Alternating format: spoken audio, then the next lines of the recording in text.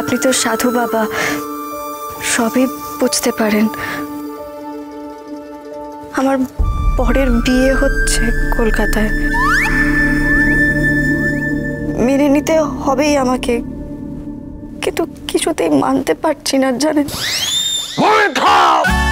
মূর্খ যে এবার বিয়ে করে নিচ্ছে বেটি, কোন বউ তার বরের বিয়ে মেনে নিতে পারে না। গোবর গোবর গোবর গোবরের গন্ধ পাচ্ছি এখানে।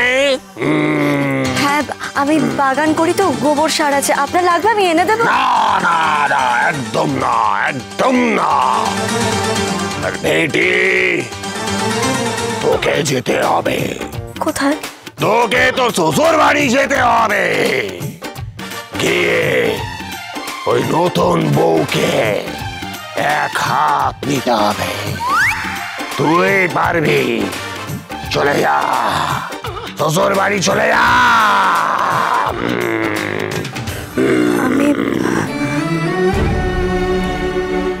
আমি পারবো নাকি সাধু বাবা? আমার মনে এত জোর নেই। এ তো দেখছি ব্যাকফুটে চলে যাচ্ছে। না না, তা করলে হবে না, যে করে হোক ওকে একটু বুস্ট আপ করতেই হবে। কে বলেছে? আমি স্পষ্ট দেখতে পাচ্ছি কি? তোর মধ্যে আগুন আছে। যা, চলে যা, জ্বালিয়ে দে।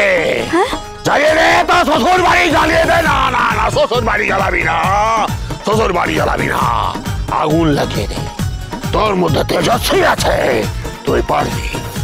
আমি তোকে আশীর্বাদ করছি, তোকে সত্যি দিচ্ছি আমি।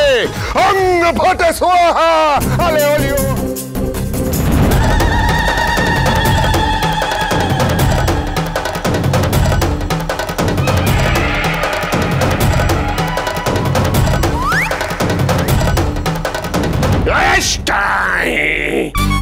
হয়ে গেছে বেটি, সব শুদ্ধ করে দিয়েছি। হ্যাঁ, কিছু বললেন? আর একটা কাজ বাকি আছে। তবে কি? শক্তি, তোকে শক্তি দিতে হবে। শক্তি ছাড়া তুই পারবি না। দাঁড়া।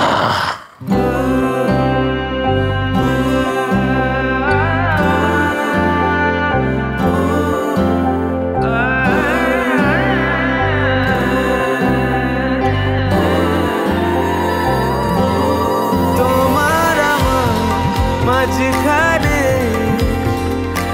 অবাক নীরবতা, দুজন মিলে বলতে হবে ভালোবাসার কথা। কথা কথা কথা কথা, ভালোবাসার কথা। যা বেটি, এই টিকায় টিকায় তোকে শক্তি দেবে। ওই বাড়ি তোর, ওই বড় তোর, কাউকে তোরা তোর বরের মাঝখানে ঢুকতে দিবি না। ঠিক গোধূলি লগ্নে চলে যাবি বেটি, ওইটাই তোর জন্য ঠিক সময়।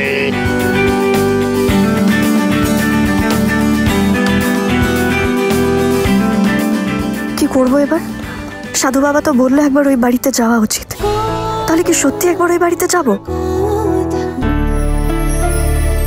এই যে কাকি, নাও দুই আসামিকে তোমার সামনে, সরি দুজনকে হাজির করেছি। বল কি বলবি? শুনুন না, বিগ ব্রো গোবর টাঙা গেছে আপনার বাড়ি, কথাকে ইনস্টিগেট করতে, যাতে ওই বাড়িতে আসে, কিন্তু কাজটা যাতে ঠিক করে হয় সেটা তো আমাদের এনশিওর করতে হবে। আর তার জন্য তো আমাদের দুজনকে থাকতে হবে সেখানে, নাকি? বুঝতে পারছিস? মানে শুধু এদিকে আসো, এদিকে আসো, ভালো করে বোঝাই। হ্যাঁ, শুধু ওনারা দুজন গেলে নাও হতে পারে, তো আমাদেরকে মানে আপনি আর আকি, ও হ্যাঁ আমিও তো আছি, আমি আর ঋতু, চারজনে মিলে একসঙ্গে যাবো, তাই না? চারজনে মিলে গিয়ে কথাকে বোঝাবো। হ্যাঁ রাইট, একদম ঠিক বলে, চর্মা এটা প্ল্যান। চারজনে মিলে গেলে ব্যাপারটা কনভিন্সিং হবে? একদমই হবে না, উনি আর ঋতু গেলেই কনভিন্সিং হবে। শুনুন, আমার কাছে একটা প্ল্যান আছে, একটু রিস্কি, কিন্তু আপনার উপর আমার ভরসা আছে। রিস্কি মানে? ঠিক আছে, কোনো ব্যাপার না, বলুন না, বলুন।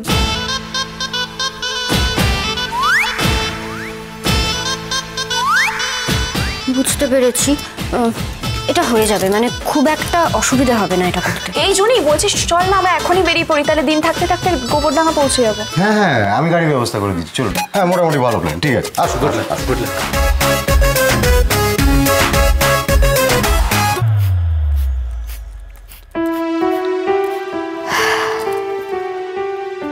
আজ থেকে তোরাই আমার সর্বক্ষণের সঙ্গী। কিন্তু এই বাবা যে বলে গেলেন নিজের জায়গা একটুও না ছাড়তে, কি করব কিছুই তো বুঝতে পারছি না।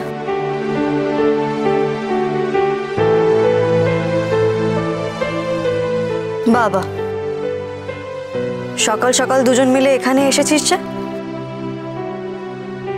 ওই বাড়িতে তো আজকে বিরাট হইচই, সেসব ছেড়ে এখানে চলে এলি আমার কাছে। আর জুনি, তুই না ওই বাড়ির বউ, তোর তো একটা দায়িত্ব কর্তব্য আছে, কত কাজকর্ম রয়েছে, আর তুই সব ছেড়ে চলে এলি। কর্তা দাদু কি ভাববেন বলতো? ঠিকই বলেছিস কথা, ওই বাড়ির বউ হিসেবে আজকের দিনটা অন্তত আমার ওই বাড়িতেই থাকা উচিত ছিল। কিন্তু কি করব বল, তুইও তো আমার বোন, তোকে তো এভাবে একা ছেড়ে দিতে পারি না। কথা, একটা কথা কি বলবো বলতো তোকে, আমরা না ভাবতেই পারিনি যে এভি আর কনক এর মধ্যে এতটা ঘনিষ্ঠ হয়ে যাবে। ঘনিষ্ঠ? ওদের যে সোহাগ, তোকে আর কি বলবো। সোহাগ?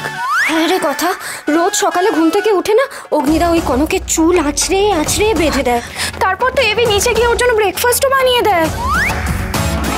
জানিস তোর সব রেসিপিগুলো অগ্নিদা ওকে বানিয়ে বানিয়ে খাওয়ায়, বিটের রুটি, মুগ তেকোনা, কিন্তু একবারও তোর নাম নেয় না রে। বলে না?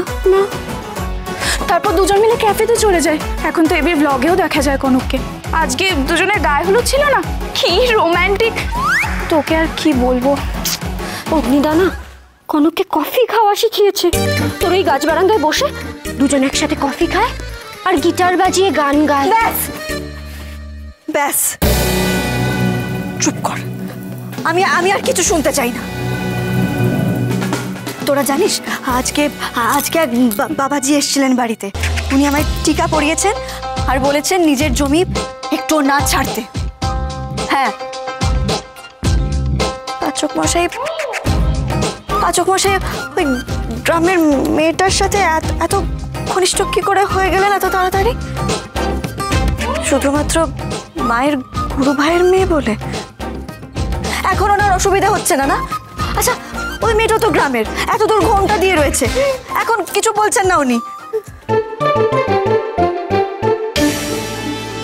ছাড়বো না, নিজের জায়গা একটুও ছাড়বো না। ওই মেয়েকে আমি বউ হতে দেব না। সত্য বিবাহ বিচ্ছেদের কাগজে সই করে এলাম আর উনি এর মধ্যেই বিয়ের পিড়িতে বসে পড়ছেন। কি করাচ্ছি বিয়ে। কিন্তু কি করবি কথা? এই কথা,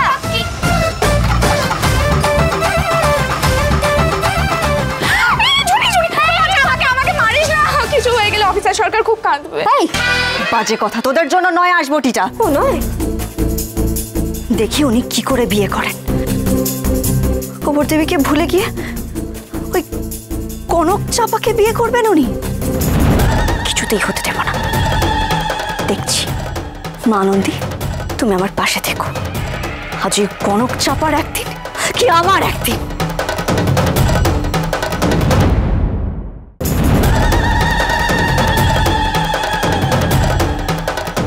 দাদা চলুন। কিন্তু দিদি আপনি বটি নিয়ে এত কথা বলবেন না দাদা, মাথা গরম আছে, কিন্তু তাড়াতাড়ি চলুন। নতুন বউ কোথায়? বলো নতুন বউ কোথায়?